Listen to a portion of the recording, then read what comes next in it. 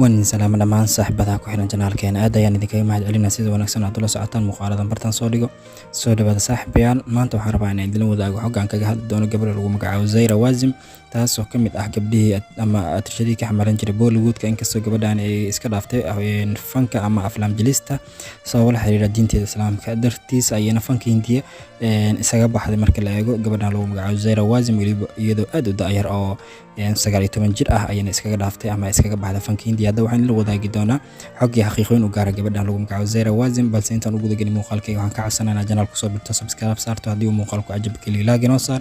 wixii ila ayaa qabto comment hoos noogu raab si share gareeyo la wadaaga asxaabtaada soo dhawaada saaxiibayaal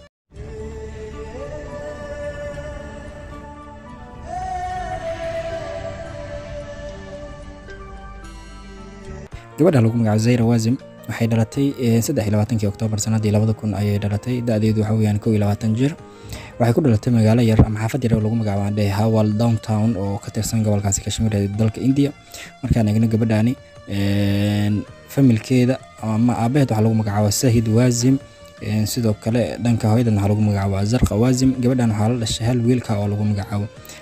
Zoriaz Wazim ayaa lagu magacaabo walaalkeed markaan eegno gabadhaani waxay fanka Hindiya ku soo biirtay sanadii 2016 filimkeedii ugu horeeyay ay ka soo muuqatay waa filimka caanka ah ee Dangal kaas oo noqday filimkii ugu weynaa sanadii 2016 soo baxay Amir Khan ayaa hogaamiye ka ahaa gabadha lagu magacaabo Zaira Wazim waxay ka mid tahay atirshadii ugu da'da yar ee fanka Hindiya soo mara marka la eego shirkadda caanka ee Bollywoodka gabadhan ayana muddo 3 sano oo kaliya fanka Hindiya ku jirtay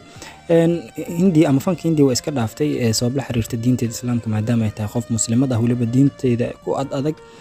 marka la eego waxa weeyaan waana atirshadii ugu horeysay ee taariikhda Hindiya soo martay diinta islaamka ama diinteeda darteed iskaga baxda ama iskaga dhaafta aflaam jilista iyo waxyaabaha la xiriira fanka marka la eego gabadhan lagu magacaabo Zaira Wazim waliba iyadoo 19 jir ah ayana fanka Hindiya iskaga fadhiisatay waliba iyadoo mustaqbal leh marka la eego laakiin mustaqbalkaasi waxa weeyaan waxa aanan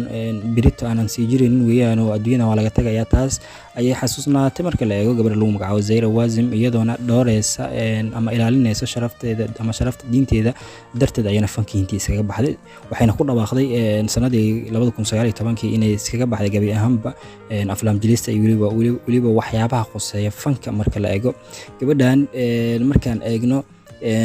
nolosheeda khaaska waxa weeyaan waliba ma aysan guursan oo waliba waa doob sida shaac laga qaaday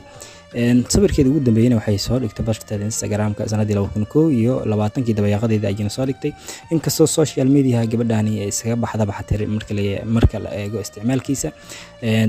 dabayaaqadii sanadii 2000 ayayna ka codsatay dhammaan taageerayaasheeda xatir kuwa sawirada ka haya ee baraha bulshada soo dhigay inay iskaga saaraan ama ay iska saaraan iyadoo waliba codsi u jeedisay dhammaan taageerayaasheeda saaxiibayaal markaan eegno gabadhaani xaqiiqooyinka laga diiwaan geliyay dhowr xaqiiq ayaan eegi doonaa ku soo biiritaankeeda fanka Hindiya marka la eego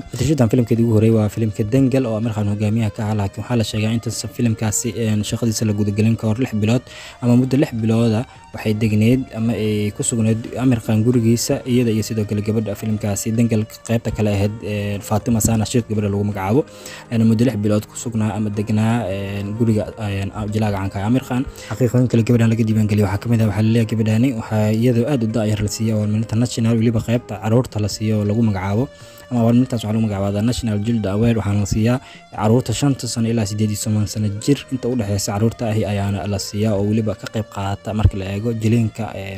dhankaasi aflaamta ama fanka ayaa la guddoonsiiyay warmarintaasi sanadii 2017 ayaana la guddoonsiiyay waliba iyadoo 16 jir ah ayaana warmarintaasi la siiyay saaxiibayaal xaqiiqooyin kale laga diiwaan geliyay waxa kamid ah gabadhan waxay aad u taqaanaa garaacista gitaarka ama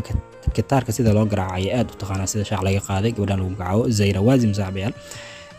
xaqiiqooyin kale ugu dambeeyaan eegi doonno waxa weeyaan waxa leeyahay sanadii 2019 waliba 3 June waxay ku dhawaaqday inay ka fadhiisataba ama iska dhaaftay dhammaan waxyaabaha qoseeyo jilinka ama qaasatan fanka India waliba inay ka baxday shirkadda caanka ah ee aflaamta sameysay Bollywoodka gabadhan ayaana xiligaas ku dhawaaqday inay fanka iskaga baxday sabab la xiriirta diinteeda suuban islaamka waxa weeyaan gabadhan waliba waxay ahayd gabar aad u da'yar marka la eego gabadhan lagu magacaabo Zahra Wazim markii ay fanka Hindiya ka fadhiisanaysay saaxiibayaal ajrinta waxaa soo garab qabtay jiraaga caanka ah Aamir Khan oo dhowr aflaam ay iskala qayb qaateen oo uu kamid yahay filimka caanka ah ee Secret Superstar iyo sidoo kale filimkii ku soo aanbaxay ee Dangal saaxiibayaal haddaba intaas ayaan kusoo gabagabeynaa xogta yareed aan kala wadaagay gabadha lagu magacaabo Zahra Wazim taas oo kamid ahayd atishadii da'da yaraa ee fanka Hindiya caanka ka ahaa fadlan haddii aad ka hesho muuqaalkeen like inoo saar channelka haddii aad ku cusub tahay subscribe inoo saar wixii raayad qabto commentiga inoogu reeb sii share garay oo la wadaag asxaabtaada waana ku mahadsantahay daawashada muuqaalkeena